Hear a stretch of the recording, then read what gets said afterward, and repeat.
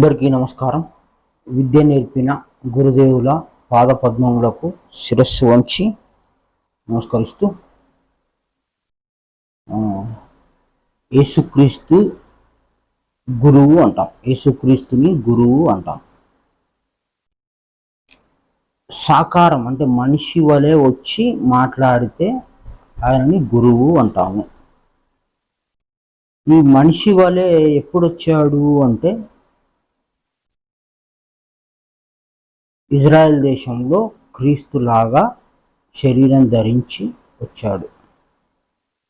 ఈ తక్కువ సమయంలో మనకి తెలియబడే విషయం అంటే 2000 సంవత్సరాలకు దగ్గరగా ఆయనకి చరిత్ర కూడా ఉంది.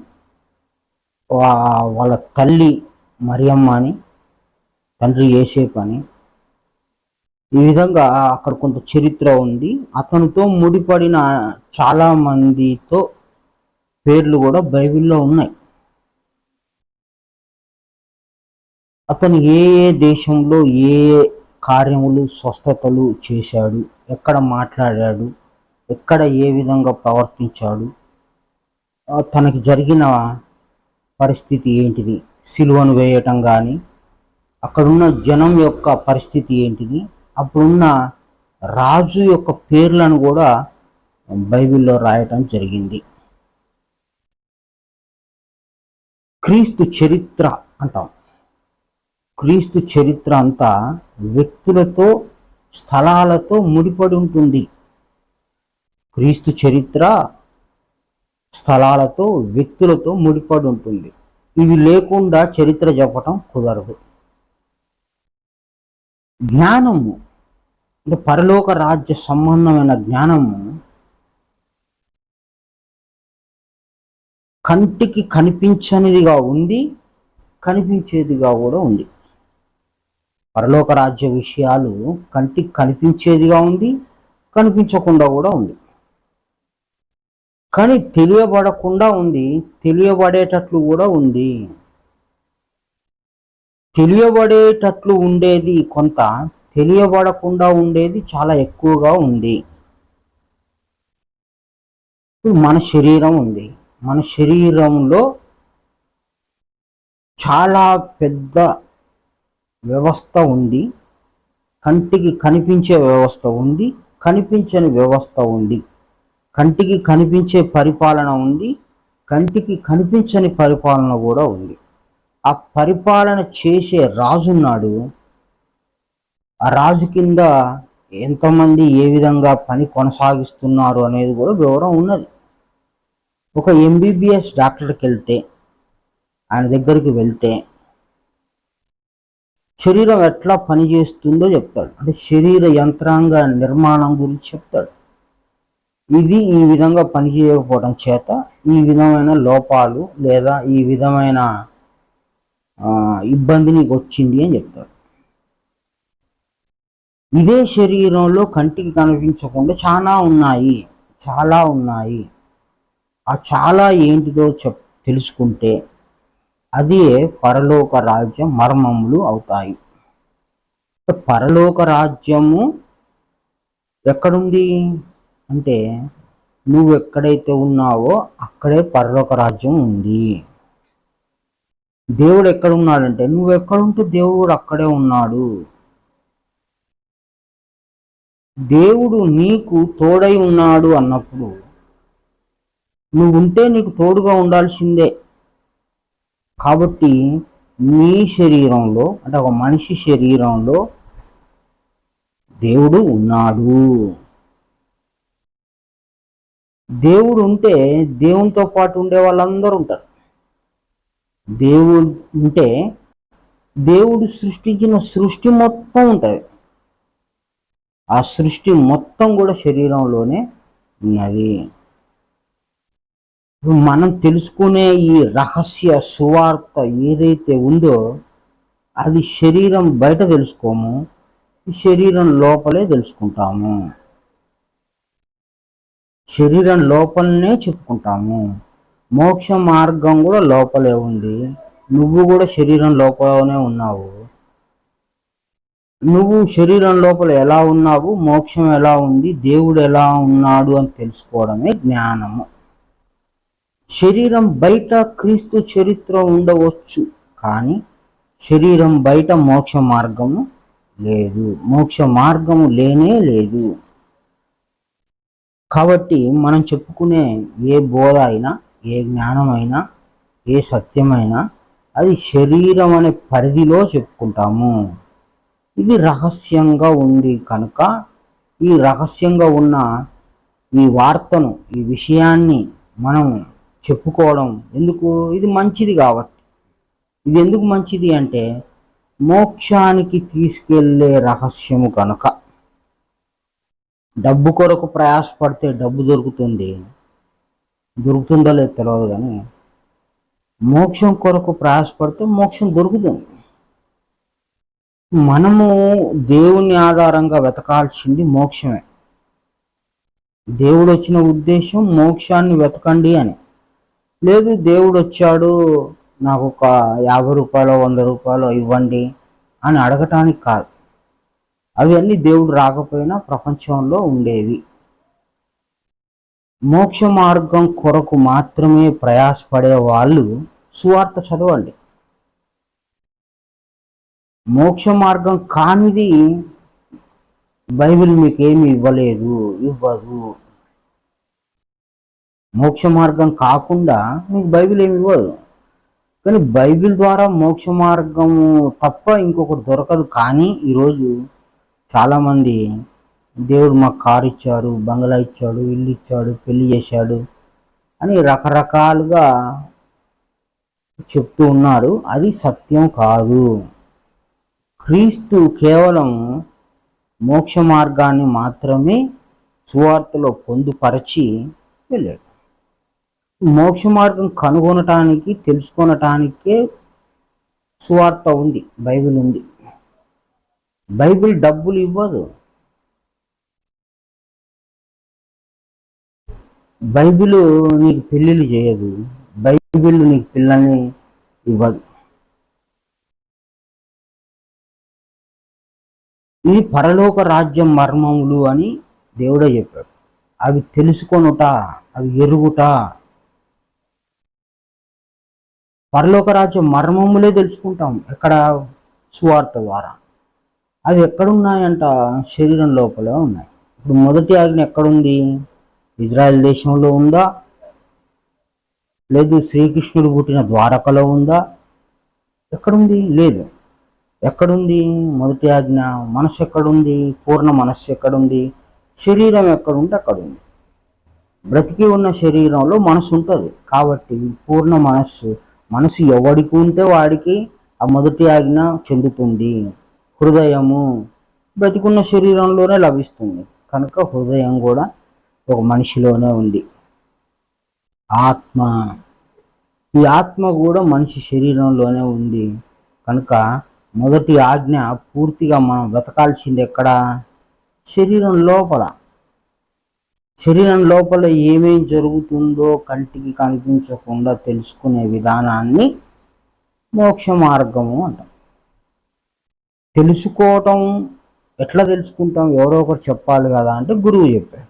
మరి గురువు ఇప్పుడు సాకారంగా లేడు కదా అంటే గురువు మాట ఉంది కదా, ఆయన రాసిన ఆజ్ఞలు ఉన్నాయి, ఉప ఆజ్ఞలు కూడా ఉన్నాయి. వాటిని గైకొంటే మనం శరీరం లోపల ఏమేమి జరుగుతుందో తెలిసిపోతుంది.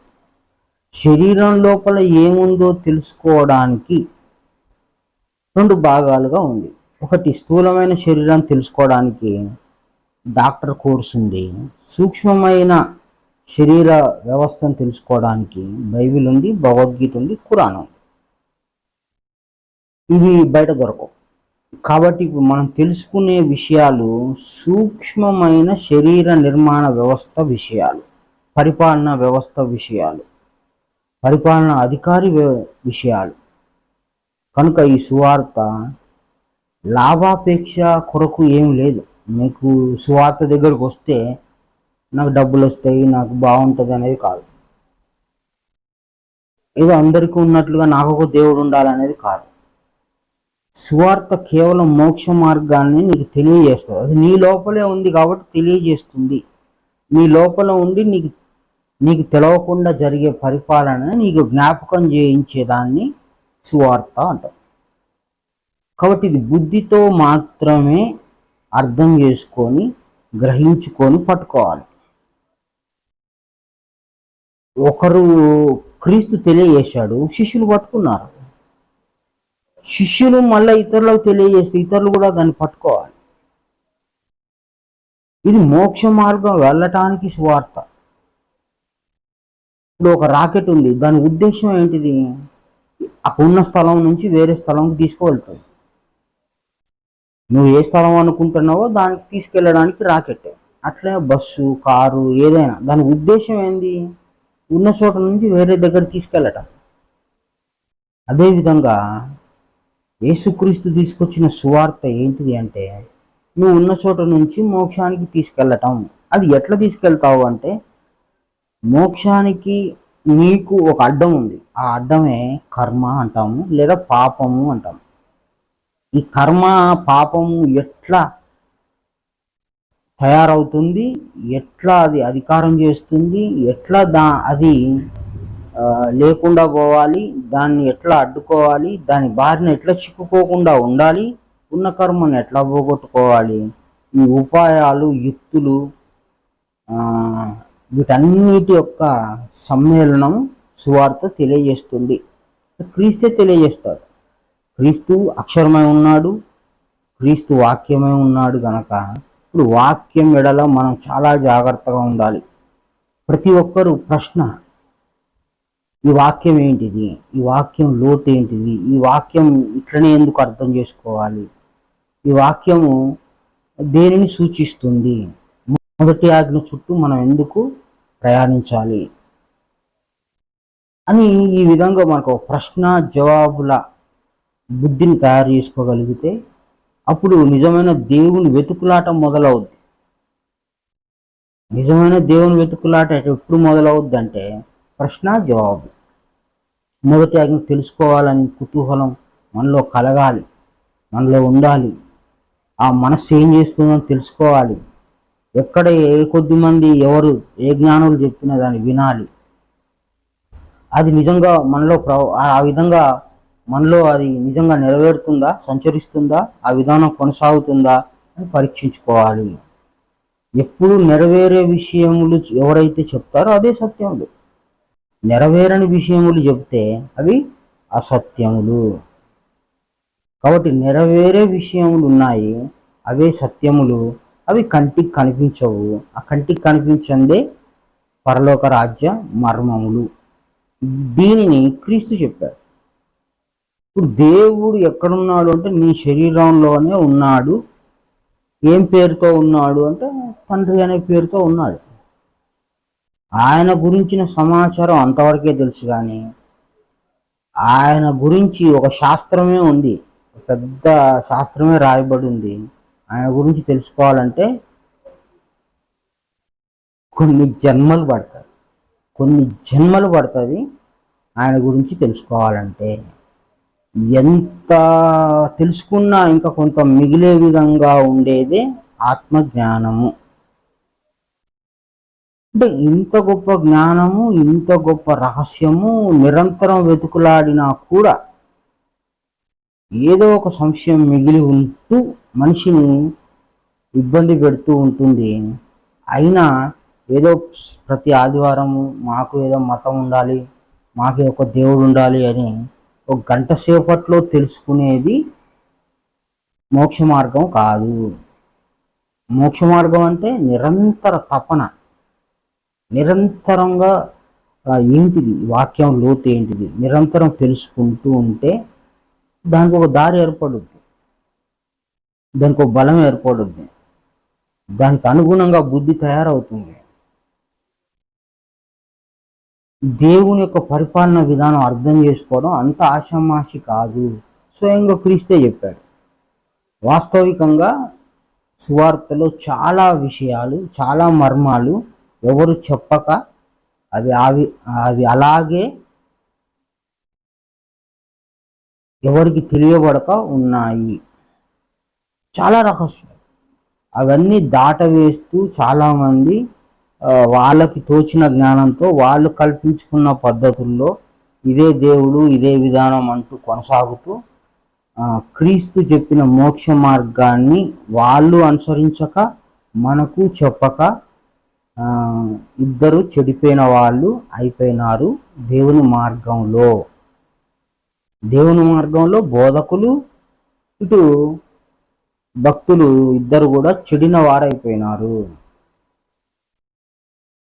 ఒక బోధకుడు నేను యేసుక్రీస్తుని నమ్ముకుంటే ఖాళీ గిన్నెలో అన్నం తయారైందంట.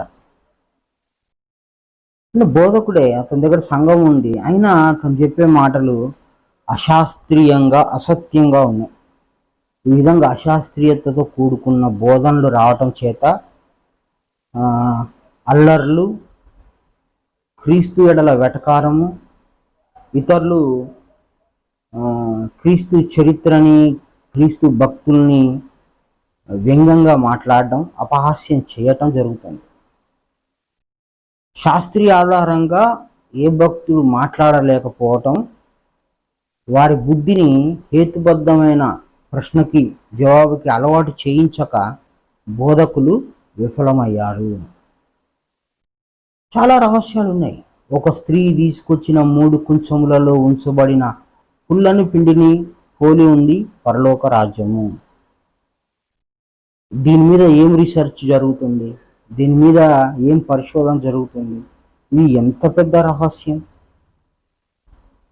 చూడని వాడు చూడవలను, చూచువాడు గుడ్డివాడు కావలను అనే తీర్పు నిమిత్తం నేను ఈ లోకానికి వచ్చాను. అది చూడని వాడెవడో, చూసేవాడెవడో, ఈ మర్మం ఎవరు పరిశోధన చేస్తారు, ఎవరు గ్రహిస్తారు? కొంతమంది ఆతృతత, తొందరపాటు ఉన్న పాస్టర్లు ఆ క్రీస్తు మన కొరకు వచ్చి మన కొరకు చచ్చిపోయాడు, మన పాపాల కొరకు అంటుంటాడు. క్రీస్తు చెప్తున్నాడు బైబిల్లో, చూడని వాడు చూడవలను, చూచువాడు గుడ్డివాడు కావాలను అనే తీర్పు నిమిత్తం నేను ఈ లోకానికి వచ్చాను.